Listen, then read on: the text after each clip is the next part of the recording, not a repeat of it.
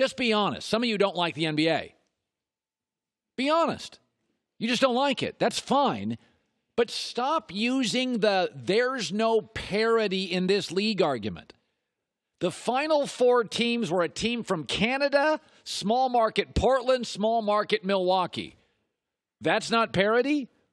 If you love college football, want to make a bet, Alabama, Clemson play for the championship. Again. But you like college football. So I love same teams every year. Now, I just happen to like college football, and I like the NBA.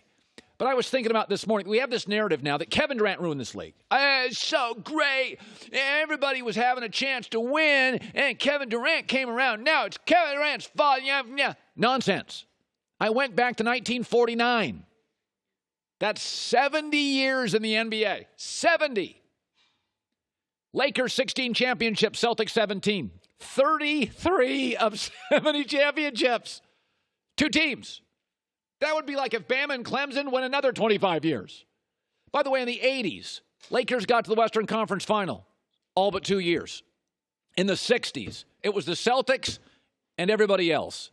Michael Jordan's Bulls won 6 titles. In the 90s, it would have been 8 if he didn't decide he wanted to go hit a curveball in single A or double A baseball. I'm going to give you 2 stats that are fairly remarkable. And they will not include LeBron James. Because there's another guy that gets blamed for moving around to new teams and killing the parity. Listen to these 2. In the last 21 finals, that's over 2 decades,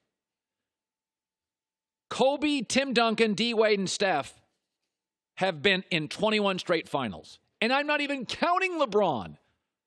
Those 4 guys have taken part in the last 21 finals.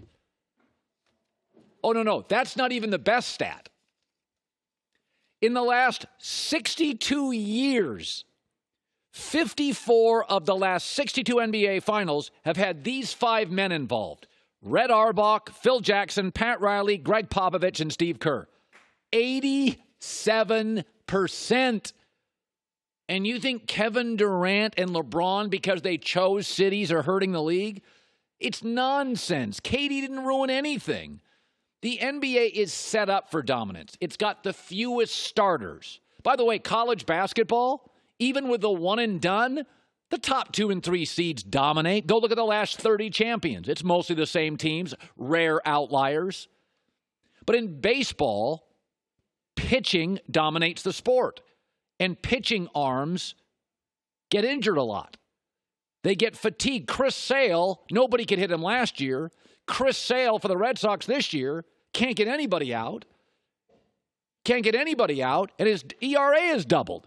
That's what happens to pitchers' arms. That doesn't happen to Steph's arm. That doesn't happen to Klay Thompson's arm. That doesn't happen to Kevin Durant's arm. In football, injuries really help parity. Even now we have a current NFL dynasty, but Carson Wentz goes down. Generally, you don't have a Nick Foles to win it for you. So when I look at the NBA, just admit it. The same college football fan who bemoans the lack of parity, we're going to get Alabama and Clemson again this year. The Final Four in the NBA was Portland. I haven't seen them in a Western Conference Finals in a long time. Milwaukee, good Lord, when's the last time you saw them in the Eastern Conference Finals? Toronto's now in the finals. That doesn't happen. And Golden State. Sometimes, just admit it, Democrats and Republicans, you're going to nitpick the other party. You're imperfect, but you kind of glaze and gloss over the stuff about your party to find the stuff to nitpick the other people. If you don't like the NBA, that's fine. Stop with the parity argument. It's never had it, and it used to be worse. Check out the 60s and the 80s and the 90s. All right, we have a final in the NBA. Let's shift gears. It's Kawhi Leonard and the Raptors, and they will take on whoever is starting Steph Curry and the Warriors. I like Golden State. I think everybody likes Golden State in this series. But we have a precedence here. We have a precedence for an upset. The Dallas Mavericks against the Miami Heat. Now let's go back and remember what the Dallas Mavericks were. They had the components to win a championship. They had one go-to star, Dirk Nowitzki. There was never any doubt with the Dallas Mavericks who was taking the shot. For Miami, Bosh, Wade, LeBron, Ray Allen, little indecision. Not with Dallas. Dallas had an excellent head coach. No indecision late in possessions. Smart veteran players all over the rosters. Absolutely no drama. And do you remember? These two teams played twice in the regular season, Dallas and Miami. Dallas won both. So let's look at the Toronto Raptors. Excellent head coach. They come in like Dallas as massive underdogs.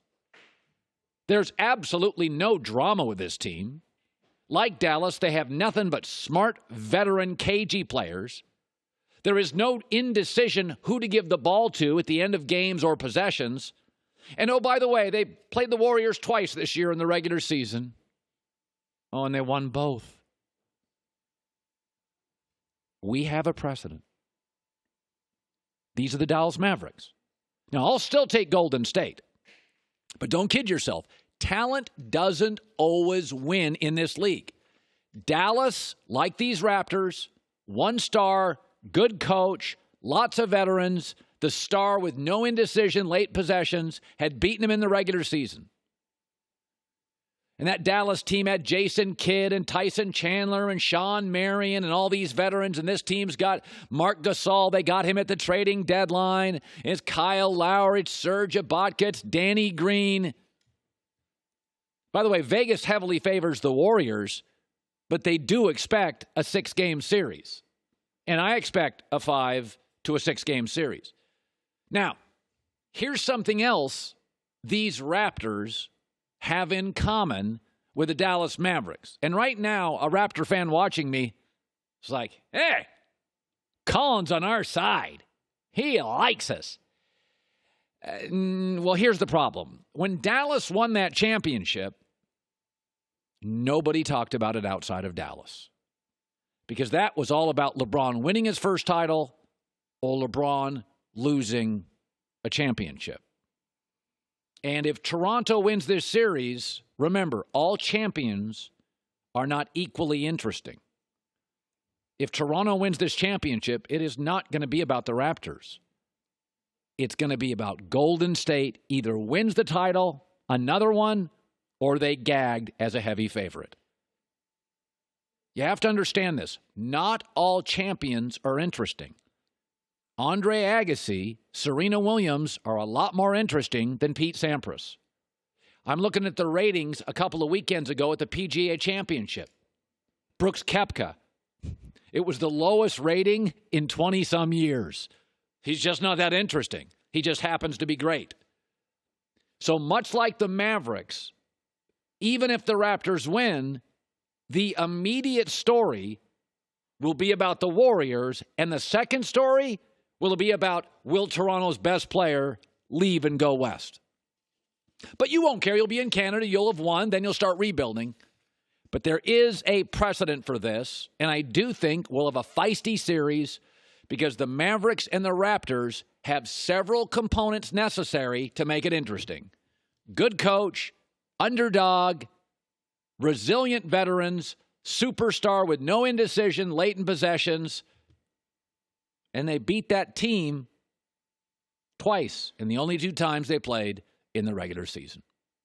Hi, everybody. Thanks for watching. Subscribe here to get the latest from the show. Also, be sure to check out more of the best clips from The Herd or go watch a few segments from other shows on FS1.